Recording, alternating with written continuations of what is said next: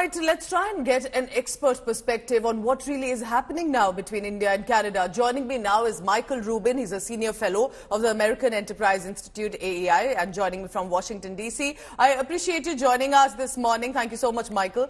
So my first question is, what does one make of how India-Canada relations are at this point? Because it appears that, as you also must have just heard, that there are tensions that are emerging between communities, that there are members of Hindu community, Indian origin, who are starting to feel fear about how the Khalistanis will react.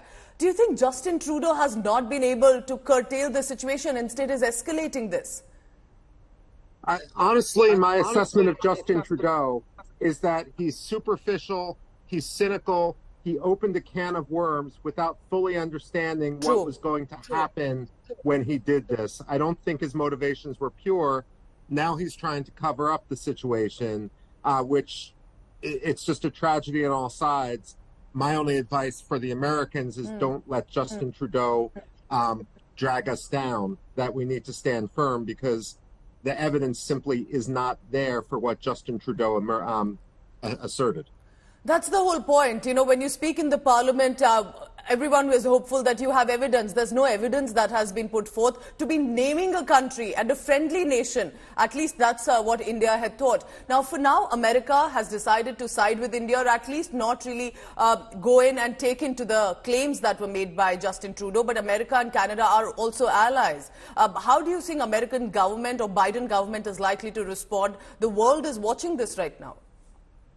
Well, behind the scenes, the Biden administration is probably telling Justin Trudeau to get a lot more serious and not to shoot from the hip. Look, when I look at this situation, I compare it to what I saw with Karima Baloch, who was murdered. Exactly. And I mean, the police handled that. It looked like a foreign power was involved, the Pakistanis, but it wasn't made into this fodder. Or you want to look at the situation of Rapudaman Singh Malik. And here you had a product of intra-Sikh tensions. And what's to say, especially given Hardeep Singh Nijjar's rallying against Rapudaman just days before his assassination, that this wasn't the result of an intra-Sikh tension. I mean, it seemed like Justin Trudeau saw a fire and said, you know, to distract everyone from my own political misfortunes, I'm just going to throw some gasoline on it. Michael, how do you view this with regard to the global politics? A prime minister coming into the parliament and just with wild allegations names another country. That's not common at all. No, I think, look, back in Canada, Justin Trudeau is having a very, very difficult pre-election campaign. His polling support is plummeting. I really don't believe that he was thinking beyond simply how can I appease a few Sikh activists in swing districts in Canada. He wasn't thinking about the long-term implications. You know, if I had to give an American context to this, I would think about how Donald Trump said, you know, we need Mexico to pay for the wall. Or when Barack Obama called Israel an expletive in a background interview with the Atlantic magazine, or finally, when Joe Biden, as a senator running for vice president, really castigated Hamid Karzai in Afghanistan as a proxy to criticize the Bush administration in Afghanistan, never realizing that this was going to have real-world international implications. Justin Trudeau just tried a cheap trick, and Canada's involved, India's involved. I just hope the United States doesn't get involved.